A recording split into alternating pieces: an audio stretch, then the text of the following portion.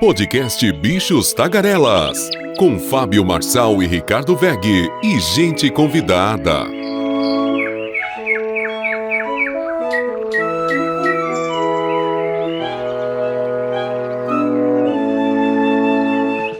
Como é bom estar com vocês, e está começando neste momento mais um Bichos Tagarelas desta quinta-feira, dia 22 de fevereiro, onde o secretário dos Estados Unidos diz a Lula que não há genocídio em Gaza. Câmara deve aprovar o fim da saidinha e veto divide o governo. Casos de dengue crescem 315% no país em 2024. Empresa de laranja foi contratada para obra em prisão de Mossoró. Os destaques internacionais, as famosas notinhas das araras e o nosso correspondente nos Estados Unidos, o nosso querido Carlos Kaminski, e o comentário de Renato Rossi, o maior especialista brasileiro na indústria automobilística. Bem, vamos começar a trabalhar. Podcast Bichos Tagarelas. E quem diria? O chefe da diplomacia dos Estados Unidos, Antony Blinken, afirmou ao presidente Lula nesta quarta-feira que os Estados Unidos discordam das acusações que apontam Israel como autor de um genocídio na faixa de Gaza. Dias depois de Lula ter comparado a ação israelense ao holocausto nazista, o secretário de Estado americano aproveitou a reunião com o presidente para dar um depoimento de cunho pessoal. Segundo relatos, mencionou a Lula a história de seu padrasto, Samuel Pizar, sobrevivente de campos de concentração nazista. Blinken chegou ao Palácio do Planalto na manhã dessa quarta. A reunião ocorreu sob a repercussão das declarações de Lula no domingo na Etiópia. A comparação da ofensiva militar de Tel Aviv em Gaza ao extermínio de judeus na Segunda Guerra Mundial. É bom lembrar que 12 mil crianças morreram até agora na faixa de Gaza e mais de 8 mil mulheres. O Itamaraty convocou o embaixador do Brasil em Tel Aviv para consultas e avalia até expulsar o embaixador israelense caso a tensão se agrave. A tensão se agrava do ponto de vista do Netanyahu, porque viu como uma oportunidade de melhorar a sua imagem junto à sua população. Então, o Netanyahu está literalmente esticando a corda, como a gente fala, para se manter em foco com essa declaração que todo mundo, entre nós, ninguém quer discutir a questão do Holocausto. O Holocausto existiu, ninguém quer colocar, não foi uma declaração infeliz do presidente Lula, mas obviamente que foi uma oportunidade para o Netanyahu sair das trevas, porque na opinião pública ele não está bem e ele conseguiu ali reunir e unir ali o povo de israelense em função da declaração do presidente Lula. O que pode acontecer? Neste momento, a ordem no Palácio do Planalto é arrefecer os ânimos, acalmar os ânimos e não fazer mais qualquer tipo de declarações. Só que o ministro de Relações Exteriores de Israel não quer isso, né? Ele quer, colocou uma série de twitters tentando humilhar ali o Brasil e o presidente Lula. Não vai colar, nós não vamos entrar agora, é diplomacia. O momento é de diplomacia, falam os interlocutores no Ministério de Relações Exteriores. E agora é dar oportunidade, dar espaço para o G20 que ocorre no estado do Rio de Janeiro. Então, é isso. A nós, os brasileiros, o governo, a diplomacia brasileira quer que isso acabe e o governo de Israel quer cada vez que isso aumente as declarações do presidente Lula em relação ao Holocausto. O que vai dar nisso? Eu acho que agora vai acalmar. Claro que vamos ver os próximos capítulos hoje, mas você acha que não ocorreu genocídio, que não está ocorrendo o genocídio, quando 12 mil crianças, mais de 12 mil crianças foram assassinadas e mais de 8 mil mulheres também? Esses não estavam na guerra. Crianças de 3, 4, 5 anos, esses não estavam na guerra, esses não são combatentes do Hamas.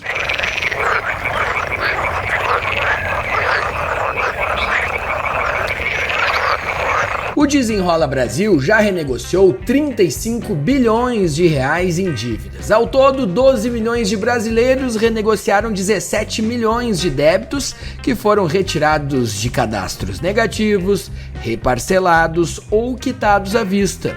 As negociações continuam abertas para a faixa 1, destinada a pessoas com renda de até 2 salários mínimos ou inscritas no Cadastro Único para Programas Sociais, o CadÚnico, do governo federal, e as dívidas de até 20 mil reais. O ministro da Fazenda, Fernando Haddad, reforça a importância de aproveitar os descontos e fazer a renegociação. Não tem, mesmo que você não tenha o valor à vista para pagar, porque muita gente está falando, se eu não tiver à vista eu não vou parcelar. Mas você vai perder o desconto que nós já negociamos por você.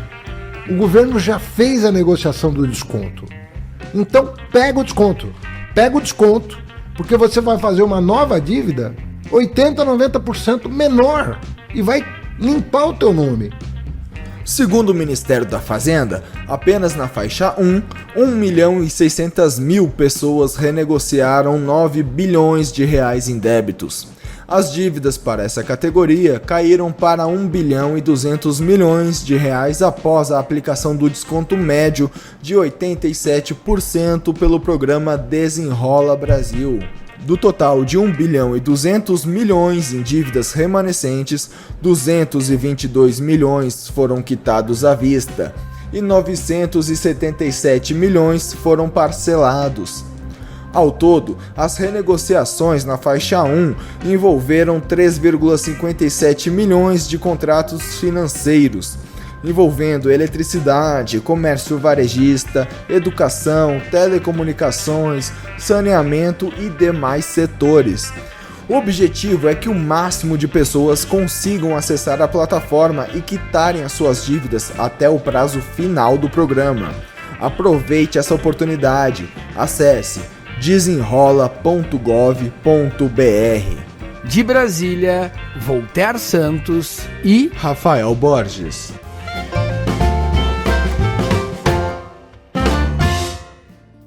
E a previsão da cúpula da Câmara dos Deputados é que a Casa não demore a votar o projeto que acaba com as saídas temporárias de presos em datas comemorativas, as chamadas saidinhas. O texto foi aprovado pelo Senado na terça-feira com ampla maioria e a expectativa é que tenha adesão similar entre os deputados. Caso a previsão se confirme, a matéria seguirá para a sanção do presidente Lula. No governo, o tema divide auxiliares próximos de Lula. Por um lado, a ala política defende que a medida seja sancionada integralmente por considerar que um eventual veto seria derrubado e ainda acirraria o clima com o Congresso. Por outro lado, porém, há uma tendência que o ministro da Justiça, Ricardo Lewandowski, que chefia a pasta responsável pelos presídios federais, recomende o veto. Além disso, ministros mais ligados à esquerda também pressionam para que Lula não ceda à pressão da ala conservadora do parlamento e mantenha uma coerência com o discurso progressista sobre a necessidade de implementação de medidas de ressocialização de presos. Então hoje eu digo para vocês o que deve acontecer. Outro debate é que a eventual sanção do fim das saidinhas deve gerar diz respeito ao alcance da medida. Uma ala de juristas defende que a restrição não deve valer para todos os presos, mas apenas para quem for condenado a partir da validade da lei. O argumento é que a lei determina que uma legislação não pode ter efeito retroativo em casos em que o réu é prejudicado. Por outro lado, no entanto, há a tese que trata-se de uma mudança da lei de execução penal que não está abrangida pela regra sobre os efeitos retroativos de novas normas. Eu acredito que o presidente sanciona e algum partido deve ingressar no Supremo contra a lei. E ali o Supremo, para variar, não é o Congresso, mas vai delimitar o que pode e o que não pode. Qual será a abrangência das famosas saidinhas? E você é a favor das saidinhas? É contra as saidinhas? Você acha que determinados presos que não agiram com violência podem ter essa saidinha nessas datas comemorativas? Então, vamos ver a sua opinião. Portugal é o 37º país do mundo a ratificar a Convenção sobre Violência e Assédio na Organização Internacional do Trabalho. A agência da ONU confirmou a 8ª adesão de um Estado-membro da União Europeia em evento realizado em Genebra.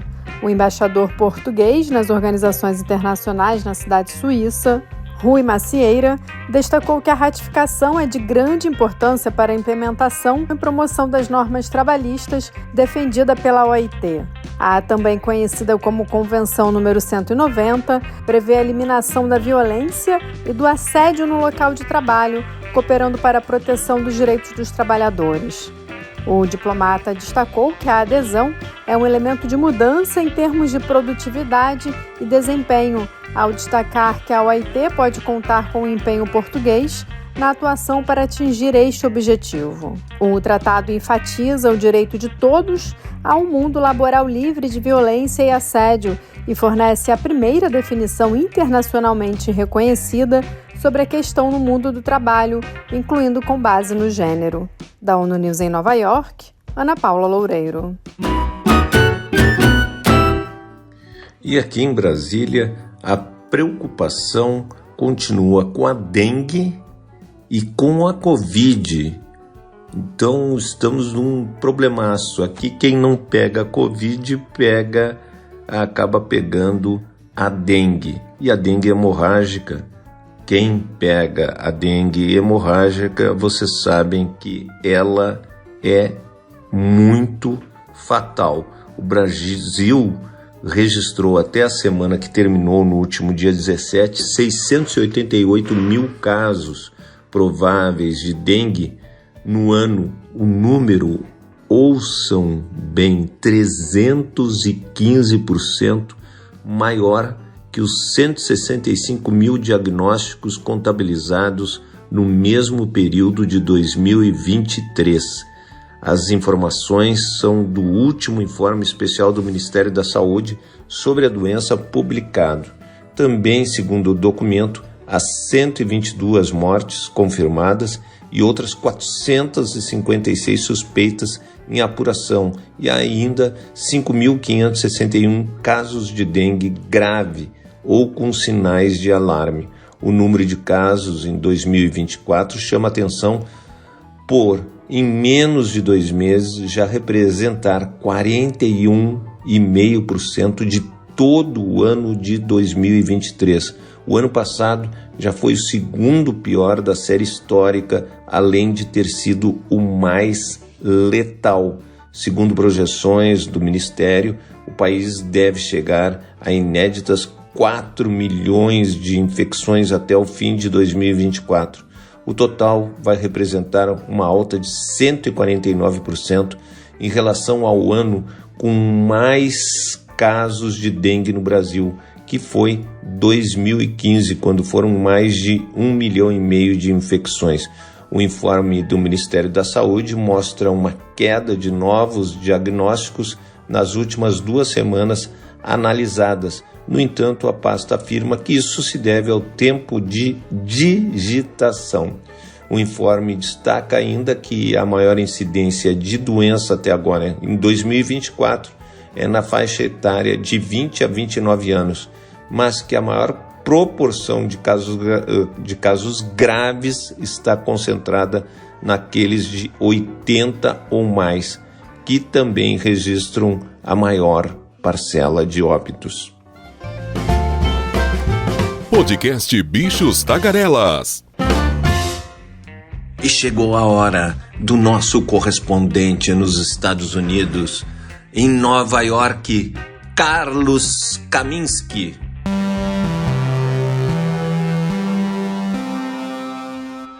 Olá, Ricardo Veg. Olá, Fábio Marçal. Olá, bichos tagarelas. Aqui Carlos Kaminski, direto de Nova York. Como não poderia ser diferente, a mídia norte-americana destacou a conversa entre o secretário norte-americano Antony Blinken e o presidente do Brasil, Luiz Inácio Lula da Silva. Os temas foram diversos, desde a cúpula do G20 até os esforços de paz em Gaza e na Ucrânia. E o principal diplomata dos Estados Unidos, Antony Blinken, e o presidente Luiz Inácio Lula da Silva tiveram uma conversa franca nesta quarta-feira, na qual o secretário de Estado deixou claro para o líder do Brasil que os Estados Unidos não concordaram com suas recentes observações sobre a guerra de Israel em Gaza. Lula, que está no meio de uma disputa diplomática com Israel sobre comentários em que ele comparava a guerra em Gaza ao genocídio nazista durante a Segunda Guerra Mundial, levando a Israel dizer que não era bem-vindo lá até que ele retomasse os comentários. Blinken, cujo padrasto era um sobrevivente do Holocausto, destacou os esforços dos Estados Unidos da América para libertar reféns que ainda estão detidos pelo Hamas e fazer uma pausa temporária no conflito, bem como para aumentar a ajuda humanitária, de acordo com autoridades dos Estados Unidos da América. Em um comunicado, o Gabinete da Presidência da República do Brasil disse que a reunião durou um pouco menos que 2 horas. E o presidente Lula reafirmou seu desejo de paz e o fim dos conflitos na Ucrânia e na faixa de Gaza. Washington, que fornece a Israel apoio militar e diplomático, pediu a Israel que protegesse civis, mas defendeu o direito de Israel de atacar militantes do Hamas em Gaza. Também na pauta, as eleições norte-americana e a Venezuela. Em breves comentários na frente dos repórteres, quando se encontraram no Palácio Presidencial de Brasília, Lula observou que as eleições presidenciais dos Estados Unidos estão chegando em novembro. Blinken respondeu que a política nos Estados Unidos estava tão polarizada e a eleição se reduziria a 6 ou 7 estados do campo de batalha, incluindo Pensilvânia, Michigan, Wisconsin e Nevada. Há cada vez menos eleitores indecisos, disse Blinken, em raras observações sobre a política norte-americana. Há uma batalha por um segmento muito fino do eleitorado. O presidente democrata Joe Biden 81 anos, está concorrendo à reeleição e provavelmente enfrentará o ex-presidente republicano Donald Trump. Lula, com 78 anos, que durante sua campanha de 2022 prometeu não buscar outro mandato em 2026, disse no ano passado que ver Biden concorrer à reeleição foi um estímulo para ele mudar de ideia. O líder brasileiro e o diplomata norte-americano também discutiram a Venezuela, com Blinken agradecendo ao Brasil por seus esforços para intermediar o diálogo entre a Venezuela e a Guiana sobre uma disputa na fronteira. Blinken também disse a Lula que os Estados Unidos desejam ver um caminho democrático para a Venezuela. E esse foi o destaque sobre o encontro entre o diplomata norte-americano e o presidente brasileiro nas mídias aqui nos Estados Unidos. É isso aí, um forte abraço a todos. Podcast Bichos Tagarelas. Sabe que tem coisa que me revolta. Me revolta mesmo. Olha, o governo federal contratou uma empresa em nome de um laranja para fazer as obras dentro do presídio federal em Mossoró, de onde 2 presos ligados ao Comando Vermelho fugiram no último dia 14. A companhia tem um faturamento anual de 195 milhões, mas o dono no papel é, pasmem, um beneficiário do auxílio emergencial que mora na periferia de Brasília. O contrato foi assinado em abril de 2022 na gestão de Anderson Torres no Ministério da Justiça do governo Jair Bolsonaro e prorrogado em abril de 2023 na gestão de Flávio Dino do governo Lula. Uma das suspeitas investigadas é de que uma obra de manutenção teria facilitado a fuga de criminosos e a primeira na história dos presídios federais no país, considerados de segurança máxima. O Rogério da Silva Mendonça, conhecido como Tatu, e Deibson Cabral de Nascimento, o Deizinho, ainda não haviam sido recapturados até hoje. Vamos ver se até nesse momento. Em nota, o Ministério da Justiça informou que vai acionar os órgãos competentes federais para que seja realizada uma rigorosa apuração referente à lisura da empresa licitada. O problema é que ninguém vai preso sempre, nem o corruptor, nem o corrupto, né? Porque a gente sabe que tem aí corrupto e corruptor. A empresa em questão é a R7 Facilities, sediada em Brasília. Ela foi contratada para obras de manutenção do presídio de Mossoró por R$1.700.000 e informou em balanços de 2023 ter 353 milhões em contratos ativos com setores públicos e privados. O sócio administrador, porém, é um técnico de contabilidade que recebeu 12 parcelas do auxílio emergencial, benefício a cidadão em vulnerabilidade financeira na pandemia da Covid-19. Gildenilson Torres, de 47 anos, tem como endereço uma casa simples no Riacho Fundo, periferia do Distrito Federal. Então é brincadeira o que se faz aqui nessas licitações e licitações deveria ocorrer, não? O histórico desse cara não bate com o de um empresário vencedor de contratos milionários.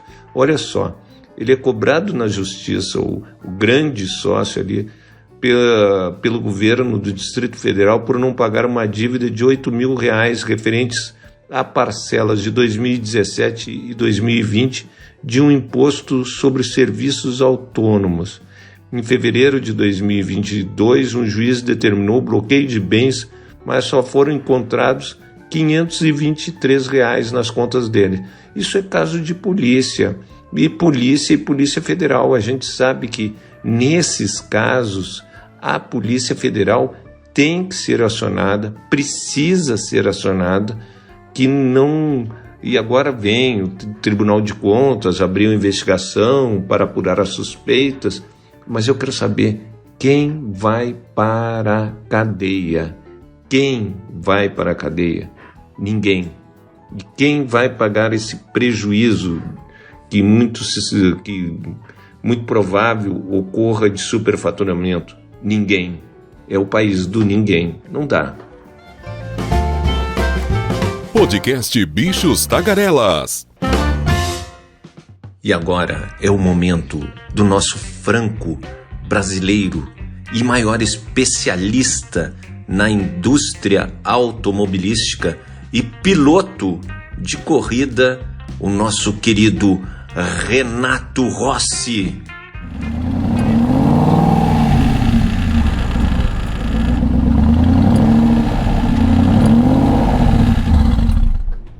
Alô, amigos do Bichos Tagarelas. Estamos de volta depois de 3 dias passados em São Paulo, a convite da montadora Great Wall Motors, sendo que um dia inteiro foi dedicado, a terça-feira foi dedicada a testes do Autódromo de Interlagos, os 2 veículos que a Great Wall vende no mundo e no Brasil com sucesso, que são o SUV Aval, que ele não é elétrico, ele é elétrico e tem motor a combustão, a gasolina, é um híbrido. E o outro modelo que nós testamos, sim, esse é totalmente eletrificado, o Ora, que está à venda no mercado brasileiro, e que tem o mesmo preço na versão de entrada do BYD Dolphin. São rivais aqui no Brasil, como são rivais também no mercado chinês.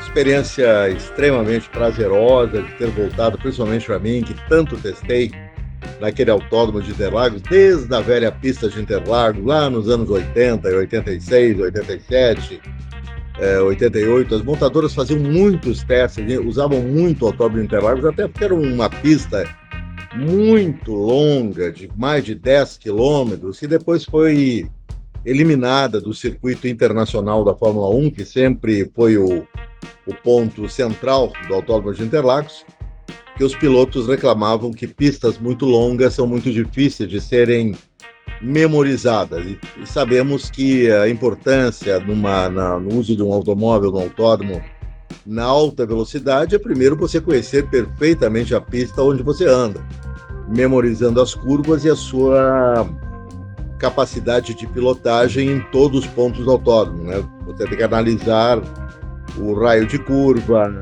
enfim, as inclinações, a velocidade que você utilizará. Mesmo nos testes de carros em autódromo, esses detalhes são importantes. No teste do Autódromo de Interlagos, esse que foi promovido pela Great Wall Motors, nós fomos ao lado de instrutores de pilotagem da TSO, uma empresa de São Paulo, do meu amigo Kaká Closer, que durante muitos anos foi um dos editores da Quatro Rodas, e hoje o Kaká tem uma das maiores empresas de testes do Brasil e da América Latina, que é a TSO. Essa TSO organiza testes para todas as marcas aqui, praticamente todas as marcas que estão no mercado brasileiro e latino-americano. E com muita competência, aliás. Eu sempre prefiro, em pista, principalmente, estar ao lado de um profissional que já conheça aquele traçado, que pode ser um piloto profissional, pode ser um instrutor de pilotagem. E na terça-feira eu tive ao meu lado 2 instrutores da TSO, porque é útil estar ao lado do jornalista, porque eles dão dicas, eles testaram antes o carro da pista. Isso é uma exigência das montadoras, e eles conhecem perfeitamente o traçado. Inclusive, uma mulher que estava ao meu lado, que era a Cláudia, ela é uma piloto profissional, ela é uma das participantes da categoria mais agressiva e veloz do automobilismo latino-americano, que é Stock Car aqui no Brasil, e ela me deu dicas preciosas ao meu lado, falando sobre a posição dos cones coloridos, onde eram os pontos de tangência, onde eu deveria deixar o carro espalhar mais, que se chama espalhar quando você entra veloz e o carro sai de lado e você deixa ele ir, não toma nenhuma atitude, e depois você retoma em seguida a continuidade da curva. No fim, foram dicas muito precisas que já me deixaram no último teste que eu fiz com o Hora GT, ela saiu comigo a bordo do Avon, aí eu já fiquei bastante seguro novamente em Interlagos para pilotar ali, através das dicas dessa piloto profissional. É útil, sempre, eu acho que a gente está sempre aprendendo, né? Não é porque eu tenho cursos de pilotagem na Alemanha, fui fazer cursos no ADAC, no Automóvel Clube da Alemanha, fiz também na escola do Skip Barber, que é um renomado instrutor nos Estados Unidos da América. Isso não quer dizer nada. A cada momento eu aprendo, a cada momento eu tenho humildade de ouvir as pessoas, e quando eu me coloco do lado de um profissional, esse meu respeito ele permanece até ampliado, que eu sei que é uma pessoa como esta profissional, que é um piloto, né? Ela pilota profissionalmente. Claro que ela poderia ser muito útil para mim lá no Autódromo de Interlagos, como foi. Eu cheguei no terceiro teste, o quarto teste ainda, que foi com o Hora GT, aí no carrinho nervoso demais, muito veloz, elétrico, né? Porque eletricidade, corrente contínua é um negócio absolutamente surpreendente. Você tem que ter um pé leve direito, porque senão você pode se meter numa enrascada, numa curva, por exemplo, pisando muito fundo. O carro pode rodar, o carro pode sair de controle, pode perder completamente a tangência da curva. Tudo isso é analisado, né? Eu tenho uma vivência grande em carro elétrico. Eu vi algumas pessoas se atrapalhando ontem à tarde lá em Interlagos, quando a Great Wall deixou que convidados da empresa também participassem do teste. Os jornalistas tinham feito pela manhã, até as 14 horas, e o resto, então, foi tempo dos convidados da Great Wall pilotar. E alguns, sinceramente, eu vi que eles não sabiam pilotar em autódromo de jeito nenhum. Mas naquele momento ali eu já não estava mais na pista e tudo correu maravilhosamente bem. Bom, nos entremeios, né, com tanta coisa acontecendo, eu vi uma notícia aí na mídia internacional, que refletiu na mídia brasileira, que o déspota, né? Qual é a palavra que eu posso definir o Putin, esse que manda matar seus inimigos onde quer que eles estejam, né? Se o cara estiver, de repente, jantando na casa dele, mas é um inimigo, vai ser daqueles crimes tipo máfia, né?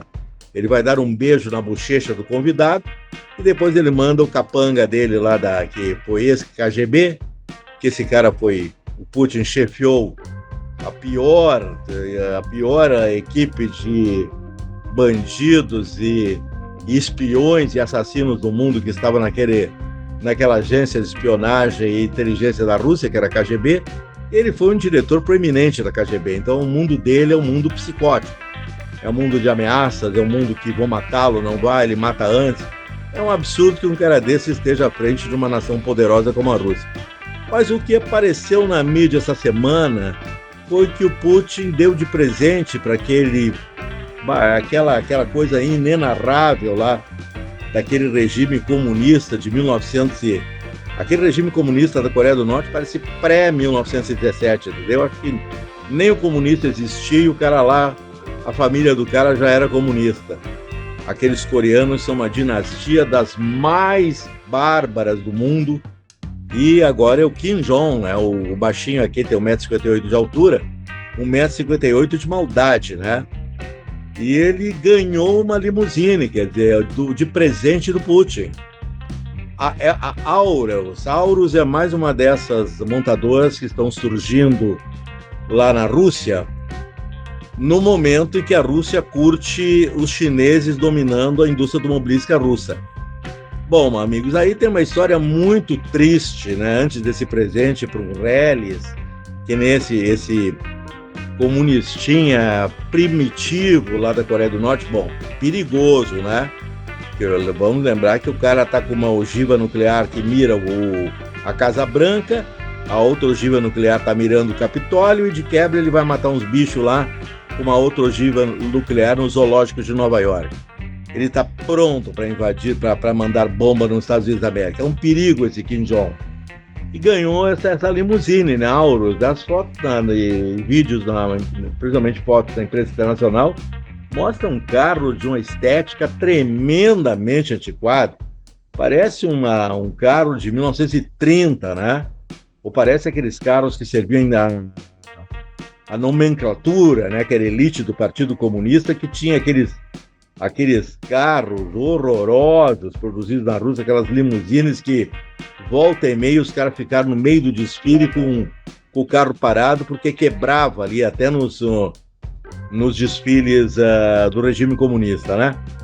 Mas o ditador da Coreia ganhou esse carro de presente, mas é um presente muito espúrio, né? Porque essa indústria automobilística atual da Rússia foi roubada das montadoras ocidentais. A partir de 2021 começou o estelionato. O Putin começou de uma hora para outra, iniciou a nacionalização das marcas ocidentais na marra. Nacionalizava, avisava depois e pagava $1 de indenização, um escárnio, né? Resultado que as fábricas ficaram lá, os ocidentais evidentemente levaram seus planos secretos, conseguiram tirar da Rússia, mas muita coisa ficou. Ficou também a grande fábrica da Renault em conjunto com a Autovaz ali nos arredores de Moscou, que fabricava os Ladas, não aqueles Ladas que a gente conheceu aqui no Brasil, que o cara ia fazer uma curva num viaduto, caía do viaduto, né? O Lada Niva, o Lada Samara, coisas horrorosas, né? Que eram carros muito ruins e que foram importados por um Vivaldino lá de São Paulo, que era um empresário muito vivo, que na queda do comunismo ia lá, ele via aqueles carros tudo lá no pátio da Lada, lá que não tinha mais compradores, e ele oferecia assim, olha, eu quero ali um lote, ali me dá um lote do Jeepinho, aquele Niva, me dá aí que eu vou levar, me dá 2.000 aí, quanto é que é 2.000? Os caras vendiam o carro até aquilo, e saía assim, cada carro custava $10.000, ele chegava aqui no Brasil e vendia por 20. O cara enriqueceu no Brasil vendendo o carro do espólio do regime comunista. Inacreditável. E o brasileiro comprou aquelas porcarias. Agora, a fábrica da Renault está só com a Autovaz e eles continuam produzindo carros, inclusive também do espólio da Renault. Alguns modelos, últimos modelos que a Renault deixou por lá, eles estão aproveitando e quem está comandando a fábrica são os espertíssimos chineses. Todas as grandes marcas que saíram da Rússia em 2022 não aceitaram aquela expoliação, aquele horror. Saiu a Nissan, saiu a Volkswagen, a Mercedes-Benz, a Renault, a Peugeot, todas saíram. E ficaram agora os chineses estão tomando conta dessas fábricas, reequiparam as fábricas, não pagaram nada por isso, estão aproveitando do roubo vergonhoso do Putin de tecnologias ocidentais e principalmente daquele capital investido, né? A Renault na fábrica lá nos arredores de Moscou tinha investido mais de 10 bilhões na fábrica para modernizá-la com equipamentos e tal. Olha o prejuízo que a Renault tomou. Ela perdeu tudo, né? Estima-se que o prejuízo inicial dela foi de 6 bilhões. Agora, não falem de Putin dentro da França, não falem de Autovaz, nem de qualquer marca chinesa perto da Renault, de dirigentes da Renault. Vários dirigentes já chamaram o Putin de ladrão, de facínora, de bandido, porque é isso que ele fez mesmo, um tremendo banditismo com a indústria automobilística francesa e com a Renault. Não foi só com a Renault, com as outras marcas. Aí o cara pega, para quem é que ele ia dar presente? O mundo inteiro rejeitaria esse presente do Putin, né? Acharia um troço nojento, aliás, que é parte de um roubo deslavado, de uma desapropriação indevida. Então, deu para aquele pequeno comparsa, aquele pequeno verme da Coreia do Norte, que seria o único cara sem moral, sem nada, além do que é um assassino, aceitar um presente de Putin, né? Bom, aquele Kim Jong tem que olhar bem ali, bem dentro do cofre do motor, lá para se ver se não tem uma mamba negra, aquela cobra mais venenosa da África. A mamba negra, quando vê alguém, ela sai atrás, ela vai aos pulos enormes, e ela não vai deixar você sair vivo. Ela vai lhe perseguir. Se você correr 60 km, ela vai correr 60 km atrás de você e vai matá-lo. Ele tem que saber se não tem uma... Porque como o Putin tem mania de matar quem quer que seja, pode ser que ele tenha botado uma mamba negra lá também de presente para si. O que seria, aliás, o mundo até aplaudiria Putin, né, em relação à maldade, primitivismo e completa estupidez desse ditador norte-coreano. Putin dando limusine pro cara da Coreia do Norte. Ah, mundo, nós vamos mal, né? Até o próximo Bichos Tagarelas. Podcast Bichos Tagarelas. E as famosas notinhas das araras? Esse momento é muito importante. Mas vamos lá. As receitas com exportações de produtos agropecuários alcançaram 11 bilhões e 720 milhões de reais em janeiro, informou o Ministério da Agricultura. O valor recorde para o mês é 14,8% superior ao obtido em igual período de 2023. O setor respondeu por 43,4% dos embarques totais do país no último mês. Então aí mostrando a força do agronegócios brasileiros. E o Alexandre Ramagem recebeu no ano passado informações sobre as operações da BIM no Rio de Janeiro, mesmo após a saída do comando do órgão. Então a agência foi chefiada pelo parlamentar durante boa parte do governo Jair Bolsonaro, entre julho de 2019 e março de 2022. As informações foram repassadas à Ramagem pelo oficial de inteligência Vitor Carneiro, que sucedeu então o deputado federal no comando da agência de abril de 2022 a dezembro de 2023. Gravíssima essa denúncia, que não é uma denúncia, é uma comprovação. E o presidente Jair Bolsonaro e outras 14 pessoas devem prestar hoje depoimento à Polícia Federal. A lista inclui 4 ex-ministros de seu governo: Walter Braga Neto, Augusto Nunes, Paulo Sérgio Nogueira e Anderson Torres, o presidente do PL, Valdemar da Costa Neto, e o ex-comandante da Marinha, Almir Garnier. Os depoimentos foram marcados para ocorrer de forma simultânea a partir das 14h30. 11 deles serão realizados em Brasília e 3 no Rio de Janeiro. É bom lembrar que a defesa do ex-presidente Jair Bolsonaro falou que ele vai ficar calado no seu depoimento. E a cerimônia de posse de Flávio Dino como ministro do Supremo já reúne uma lista de 900 convidados. O maior número de presenças até agora foi do Cristiano Zanin, 850 convidados. Aquela festa que sempre os advogados, os juízes dão para o novo ministro, um festaço assim, imperdível. O Flávio Dino abriu mão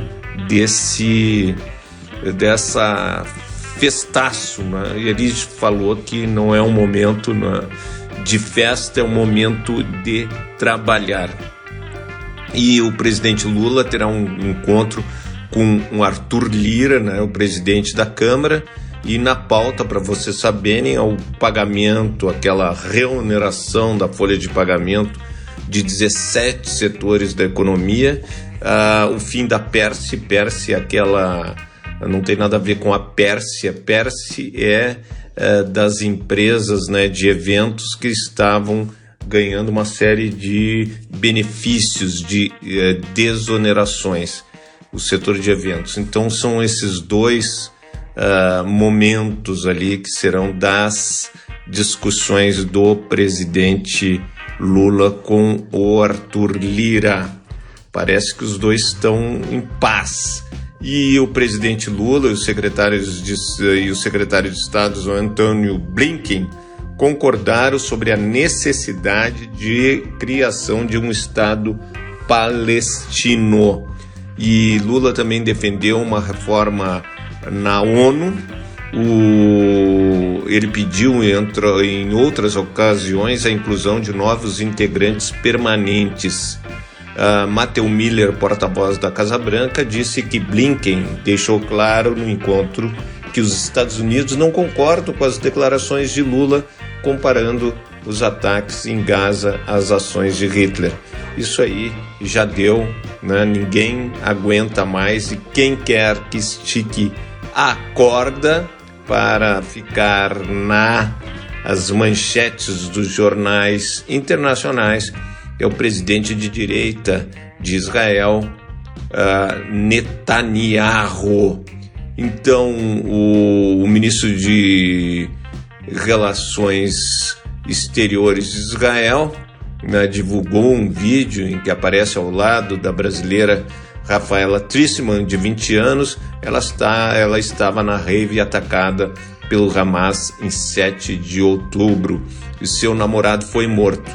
Mas o ministro de Relações Exteriores de Israel, o Katz, esqueceu de mostrar que mais de 14 mil crianças já foram assassinadas na faixa de Gaza e mais de 8 mil mulheres.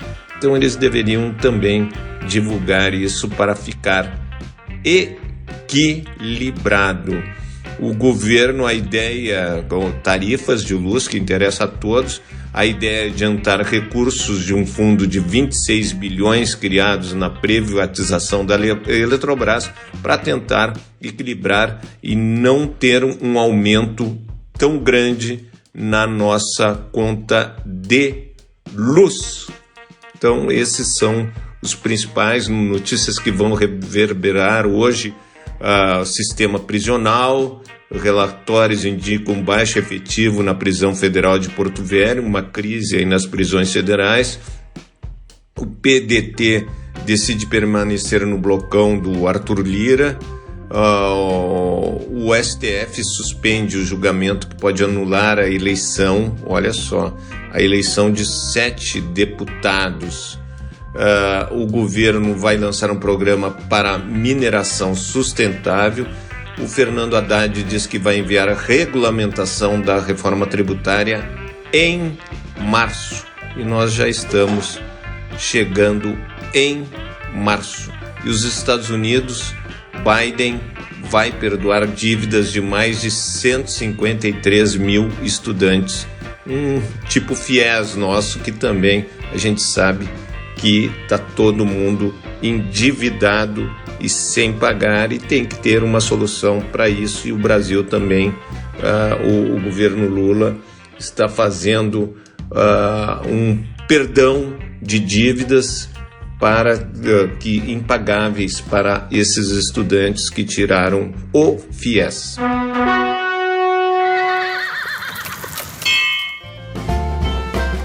Internacional. E vamos às manchetes internacionais. New York Times, arquivos vazados mostram um mundo secreto dos hackers de aluguel da China. Washington Post, os norte-americanos que lutam e morrem por Israel na guerra em Gaza. Wall Street Journal, vendas da Nvidia atingem novos patamares à medida que a empresa prevê um boom do IA, que é a inteligência artificial. FMI apoia ajuste fiscal, mas quer saber se é politicamente sustentável. Isso lá na Argentina, né? E o Milei. E o país da Espanha, derrota na Ucrânia teria efeitos devastadores para a Europa e o mundo, diz presidente do Conselho Europeu. The Guardian, Estado paralelo na Grã-Bretanha, frustrou meus planos, diz ex-premier em cúpula da direita radical nos Estados Unidos. Financial Times, índice Nikkei 225 do Japão supera recorde histórico após 34 anos. Podcast Bichos Tagarelas. E estamos encerrando mais um Bichos Tagarelas, mas acabou de me ligar o Ricardo Martins, que é o responsável, vice-presidente da Hyundai no Brasil, anunciando que a empresa vai investir 1 bilhão e 100 milhões de dólares apenas a empresa automotiva. Então eles terão um encontro, a Hyundai, com o presidente Lula e o vice-presidente Geraldo Alckmin, que é de São Paulo. A empresa Hyundai fica basicamente em São Paulo, mas a empresa automobilística é apenas uma das empresas da Hyundai. Ela tem 53 empresas e vai estar então o Global Executive Chairman, o Ei-Sun Chung, estará, e toda a diretoria, inclusive a diretoria, o presidente da América do Sul, o presidente da América Central, e terão então uma bela reunião com o presidente Lula, anunciando apenas os investimentos no setor automotivo. A Hyundai, o Ricardo me afirmou que terá lançamento de carros elétricos aqui no Brasil e também de novos carros na indústria automobilística, mas obviamente que isso faz parte dos comentários do nosso querido Renato Rossi, o nosso querido Renato Rossi. Então, eu queria agradecer a você, ouvinte, que está cada vez melhorando a nossa audiência. Isso é muito bom, nós precisamos de audiência num momento que sem audiência ninguém existe. E é bom lembrar que aqui ninguém é remunerado, né? Nós trabalhamos para dar para vocês um jornalismo sem vícios, e isso a gente depende de uma grande equipe, que é o Carlos Kaminski, o Renato Rossi, o Maurício Viana, que é o nosso editor, e na sexta-feira ele faz sempre a sua indicação de um filme, o nosso querido Ricardo Egg, que é um marqueteiro digital, trabalhou em diversas campanhas políticas e também em governos federais. É um craque o Ricardo, um privilégio estar com o Ricardo Egg. Então, obrigado pela sua audiência e a gente volta amanhã. Forte abraço para todos. Você ouviu o podcast Bichos Tagarelas, com Fábio Marçal, Ricardo Weg e gente convidada.